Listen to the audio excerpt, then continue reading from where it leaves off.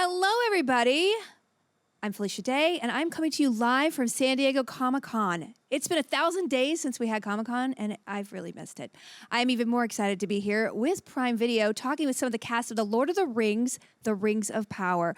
This incredible cast I get to speak with, and I'm going to introduce them one by one. First, we have Robert Aramayo playing Elrond, who's an elf. Hi. He's an elf. We have Benjamin Walker playing High King Gil-galad. The same. Again, elf. We have Charles Edwards playing Lord Celebrimbor. He's an elf. Also elf. Okay, so we have elf. Guess what? We're going to change it up because we have Owain Arthur playing Prince Durin the Fourth. Correct. Hello. Dwarf. Dwarf. All right, and then last but not least, we have Sophia Nomvete playing Princess Disa. Princess Disa, a dwarf. Hello. A dwarf, yeah. So elf, dwarf. I get the best room, you guys. We all were just in Hall H, which I think holds about 6,000, 7,000 people. That was kind of a big deal, guys. Is this your first Hall H? Is it your first Comic-Con? It's my first time to America. No. Is it? Yeah. What? How's it going so far? It's all right. It's not always like It's incredible. So what a way to start a journey and start an introduction to this wonderful country. I think that panel was probably the most epic and this is my 12th Comic-Con, you guys. Don't look like I'm old or something, Ben. And No, I'm impressed by your longevity. oh boy, that's a terrible thing to I'm not say to a helping at lady. all. Oh, Keep digging, keep digging. So sorry. No, but it was. We've only just started. This has gone very wrong. Want to get out of the hole? Put down the shovel. It was one of the best panels I've ever seen. It was stunning. What was your reaction to the wraparound video? I've never seen that before. Yeah, it was intense, but amazing. It was only right at the end when they put the lights on, and then I realized how many people were actually there. But I was the same.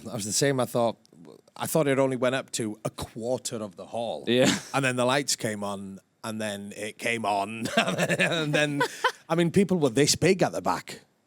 Yes. Yeah, it goes on and on. It's a vast Not sea. and I don't think they were dwarfs either. No, they didn't have to do the scaling thing, which I'm sure you Yeah, do a lot. exactly. We might use that. Yeah. Charles, have you ever been to a Comic-Con? No, it's my first time. And that was a hell of a way to start. I mean, it was extraordinary. The energy in there is really quite something. Yeah, the fans absolutely adored it. Yeah, And yeah. all the footage. Was that the first time you'd seen some of the footage? Some of it, yeah. Yeah. First time I have. Yeah. Oh, yeah, of course. Of course. Well, it was pretty phenomenal. In fact, we had an exclusive trailer for San Diego Comic-Con that was premiered, and people at home didn't see it. I'm just kidding. I'm going to show it to you, okay? So, you're well. Did you see that? I tease people. Good. Yeah, I'm a meanie. All right, you guys watch it and be dazzled.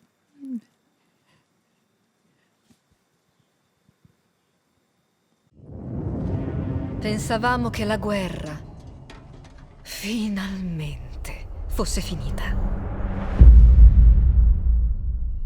Oggi i nostri giorni di pace hanno inizio. Le nostre gioie sarebbero state senza fine.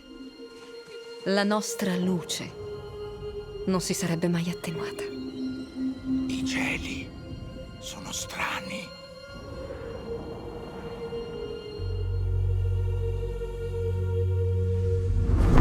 È giunto, Galadriel, il momento che temevamo.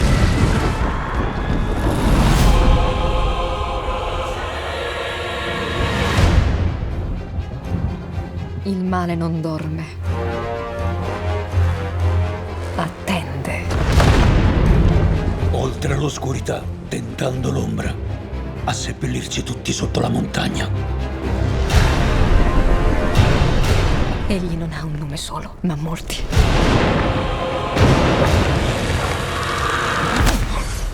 Hai sentito di lui, ragazzo? Hai sentito di Sauron?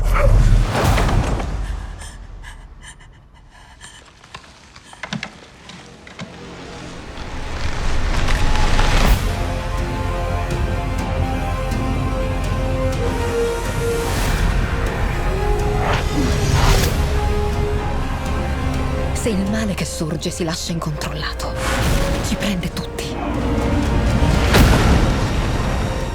trova la luce e l'ombra non ti troverà. Insieme possiamo sopravvivere! Lotta con me.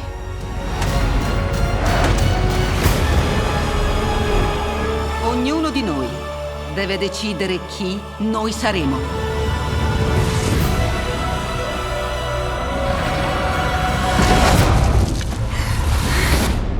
Non può esserci fiducia tra martello e roccia. Prima o poi uno dei due si romperà per forza.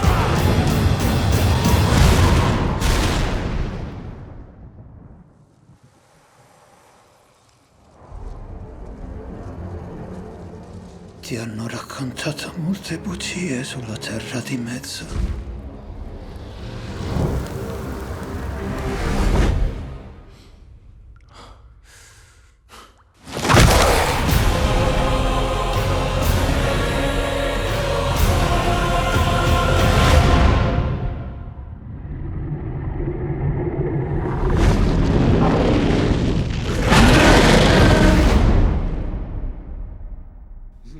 Was that a Balrog?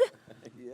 Wow. I don't know how televisions are gonna contain this show. What were your impressions when you saw this trailer, y'all? Exactly that. I thought we got to get a bigger television. Yeah. Sophia, had you seen any of that before? I had a glimpse of it, and I cried a lot. Oh. I'm a crier. Really? Yeah. We all know how much this took. We know the length of time that we spent together. These are our friends. These are the people who held my baby and were friends to my family. And suddenly seeing all of our hard work of course, the creatives, the design team, the producers, everybody, so many cogs in the wheel. So it was a real emotional moment. And we're so excited to be able to share it and invite the entire world, fans of old and fans new, to come and embark on this journey that's been with us for so long. Now, there's a beautiful camaraderie between you guys. Is it because you've been shooting for how long? For years almost, right?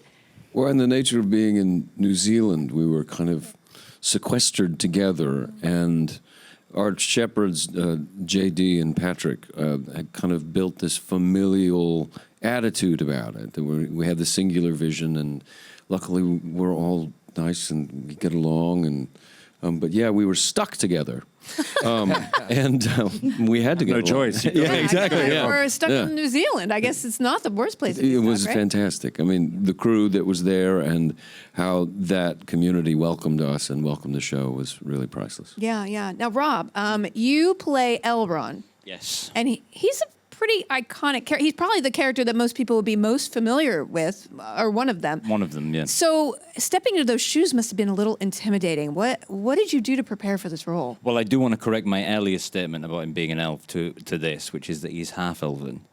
Okay. Which is So very important. One person on Reddit is now sad. No, they're mad because they were just typing it. They're like, "Excuse me, I see you." Yeah, but it was a total dream come true. You know, I love Elrond. I've always been really intrigued about him. And I really was interested to take a character that, is in such a different place in the Third Age, in the books that we know, and sort of trace it back and see where he came from. And, he's a very famous past, which was really exciting to explore. Yeah, and you did a lot of Elvish research. Did you study Elvish? I mean, I'm sure you had to do some in the show, right? Yes, and yes. When you explore the language, it's just another way of understanding the professor, and his work. So it was all kind of part of that. But I started by just being like, right, I'll find the Elrond bits, Of course, every actor's like, where do I do? What I do? What I do? Am I dead? Okay, great. Right. Let's go. Right. But then, once you delve into the first stage material, you realize that the texture to it and everything is connected to everything, and so most of that stuff is directly or indirectly related to Elrond. So it was it was fun to sort of play historian, Yeah, you're kind of a nexus. Your character is kind of a thread throughout all the stories. So, yeah, it's pretty cool. Owen, Yes? you're so much trouble. I don't know how your mom I'm raised a you. good boy, and my mum is the best in the world. I definitely want to have a drink with you later. Anyway, so I hardly recognize you now because of what you look like on screen. You play Prince Durin the Fourth, and Correct. you have a much different look. How was that process? Yeah, I mean, it was a process. Like how much of a process? It was a 3-hour process each morning and a 45-minute process to de-rig, to take everything off. But yeah, it was an interesting, at times quite emotional, I'm not going to lie. You weren't expecting that as an answer, right? What emotion? Just because of the of being sat down there for hours and getting to know the guys who do the prosthetics and kind of getting to know them and watching Durin. There were various stages of putting the prosthetics on. Mm-hmm. The nose was the first thing, and it instantly turned me into an old man with a massive smile. And then after that, the wig went on, which kind of, let's say hello to my mum again. I looked like my mum. and then the beard came on. There was various different. The beard is in about 16 pieces. So this came on, then that came on, that came on, that came on. And then wow. Do you remember when we were rehearsing that scene and you came in, but you were in like a state of half undress on the prosthetic? Yes. Yes. And it was only halfway through the rehearsal of this dramatic scene that we realised that you look like your mother. I think, yes, yeah, this is it. Yeah. I look beautiful. You did look beautiful. Thank you. But it wasn't until every piece, there's two, we call them the nose cones. There were two little bits that come just above the nostrils here, not mine, but Durin's. And the second they went on, it was like, there he is. There he is. And then I was ready to kind of put my clobber on and go on set. Did someone have to feed you during that process? You had to be called before 3 hours before everybody else. Yeah, I mean, the amount of beard I've eaten whilst eating my lunch, kind of, because it just gets caught in the food. And believe it or not, I ended up just having smoothies. Oh. And nuts. Remember the nuts? Oh, that's a terrible diet. Yeah. Hilarious. Yeah. And what about the lips had to come out like this. Yeah. And that was the only way I could eat them. And then I had to lick the salt off my fingers like this. It was a whole thing. I mean, I'm not going to waste your time here now. No, you talked a lot about it. I want to know more, though. I want more. How was it going to the bathroom? Oh, yeah, I told Charlie this story last night. I'm not going to mind myself having a wee. You're not? Okay. But it did. There are various. Oh, Christ. There are various zips and costumes that get in the way. And, I had to listen for it to hit the water. Let's move it on. Wow! Let's move on. Now you know what it's like to be pregnant. But also, I mean... Amen. Yes, absolutely. So, Sophia, I cannot tell you what a thrill it was to see you up on the screen as the first female dwarf depicted from this world. I mean, how amazing is that? It's a miracle, both personally and career-wise. You know, she is the first female dwarf that we have ever seen on screen. And so to be attached to Tolkien's works in presenting that revolutionary television moment is an honour to host. It is necessary for the world's, for every single race and world that we live in, for females to be present. And so to uncover and discover and build her was an utter joy and an honour. And she's a boss of Durin. I can't wait to see you guys' relationship. I just want to say something personally, selfishly. For 6 years, I played World of Warcraft, and my secondary character was named Sugarlina. She was a dwarf, and she looked just like you. And I literally started crying when I saw you. Oh, my goodness. No. So you have healed many a raid, Sophia, for me. So you also had a really interesting story about your audition. Could you share that with the audience? Because I think everyone needs to know this. You are so incredibly powerful, just as a person. I really appreciate that. Thank you very, very much. Welcome. And I really appreciate that. It's so great to be able to have so many faces now to extend the accessibility for people like me. to see themselves staring back at them in such a huge franchise. But the story of the audition is that I auditioned for this role 2 days away from giving birth. So yeah, my daughter was very much engaged, and there were many a midwife on speed dial saying, "Please don't go into London." But there I was, and I remember J.A. Bayona having to kind of haul me out of my camera test chair, and they were so grateful for me to be there. I then got the role, was gifted this amazing role when my daughter was then born, and she was just 5 days old, and we travelled to New Zealand when she was 10 weeks old, and there was a load of images of Deesa's incredible costume, and you'll see kind of little panels and stitching to the side, which were all removable. So in between takes, in between scenes, I was able to feed my baby and then shoot straight back on. My gosh. You know, that's what this role is representing. There's far more than what we see on screen for me to be able to play her. And huge kudos for the team at Amazon for supporting a new mother in this way, so that I could do it all. Oh, I'm getting chills. Deesa. I'm literally getting chills and tearing up because it's a hard time in your life. We can do it too. And we can do it. Yeah, we can do absolutely. it too. And yeah. Shivers. So Ben, your story's not going to be as good. No, I'm just kidding. No, it's not. It is. You play High King Gil-galad, sorry. Yes.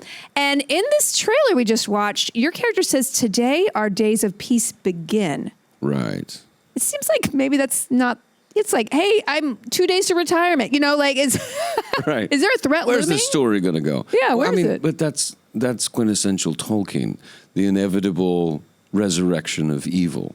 Yeah. And Gil-galad in particular is aware of that. And if you go back to the books, the number of times he's ahead of the curve and kind of see darkness coming from around the corner.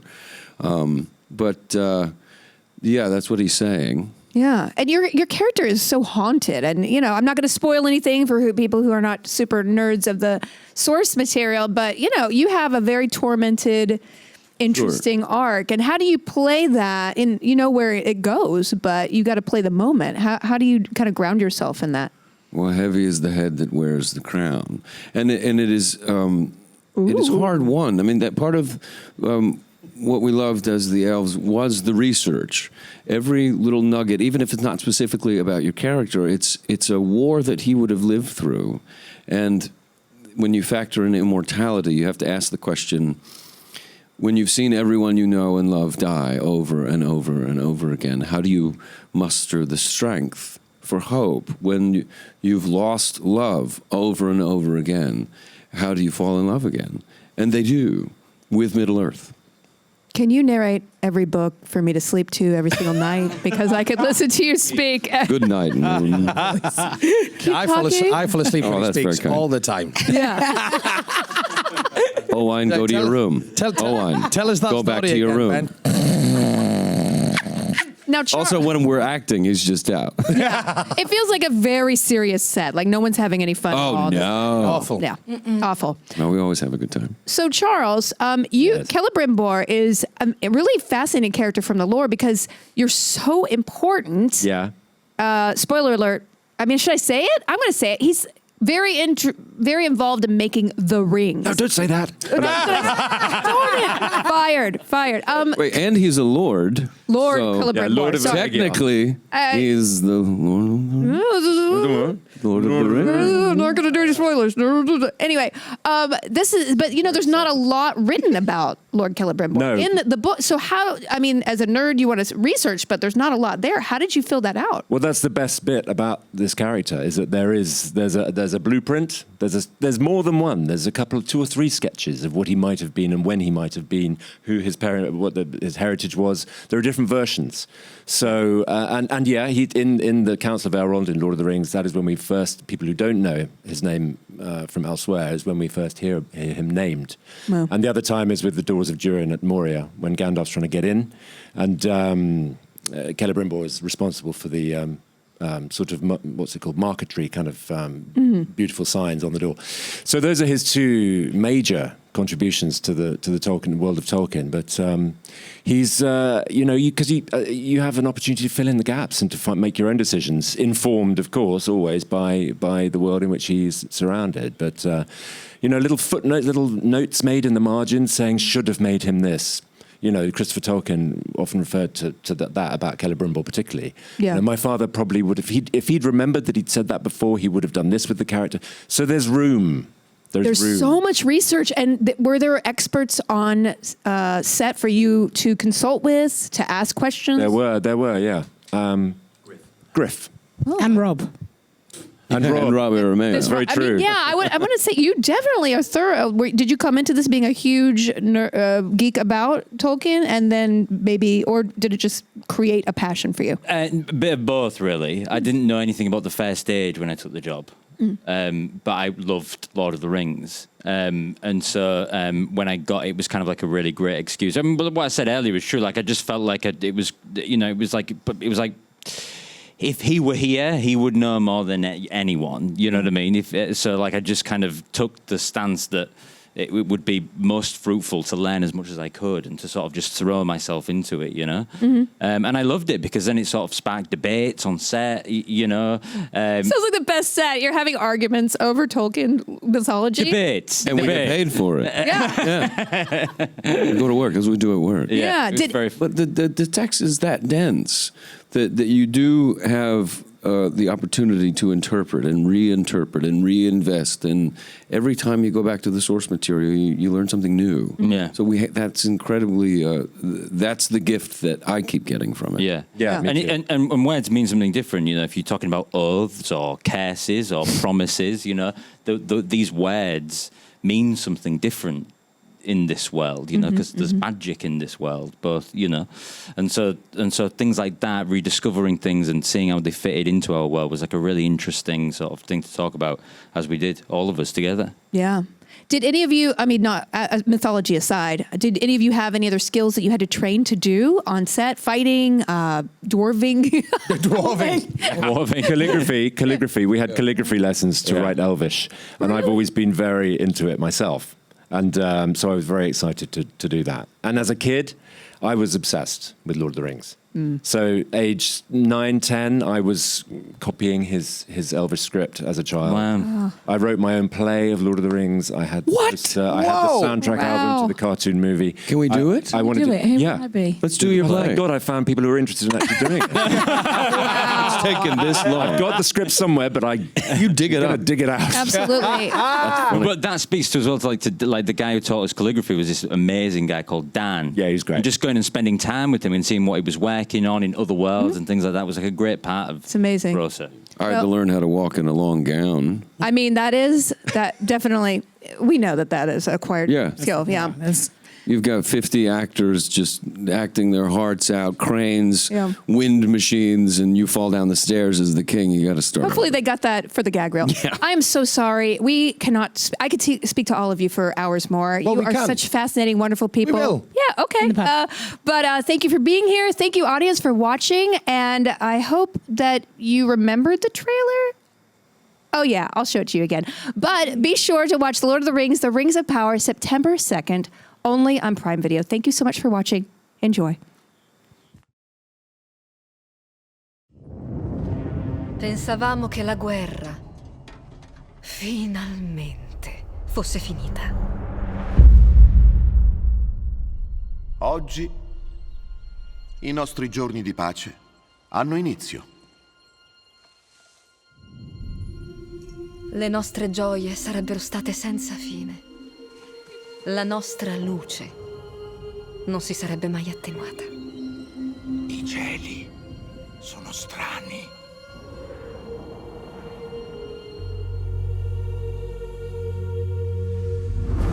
È giunto, Galadriel. Il momento che temevamo.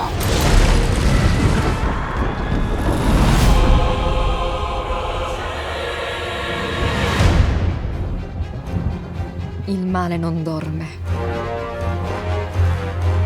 Attende. Oltre all'oscurità, tentando l'ombra, a seppellirci tutti sotto la montagna. Egli non ha un nome solo, ma molti.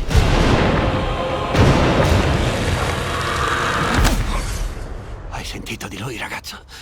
Hai sentito di Sauron?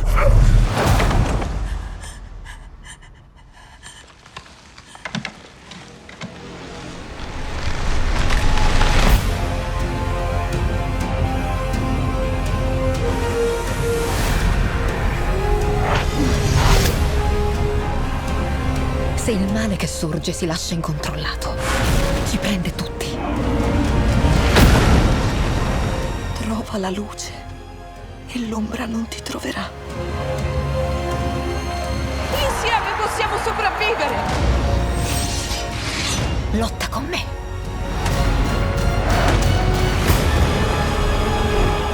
Ognuno di noi deve decidere chi noi saremo.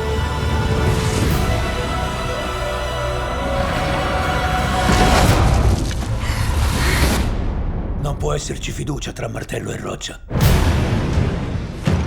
Prima o poi uno dei due si romperà per forza.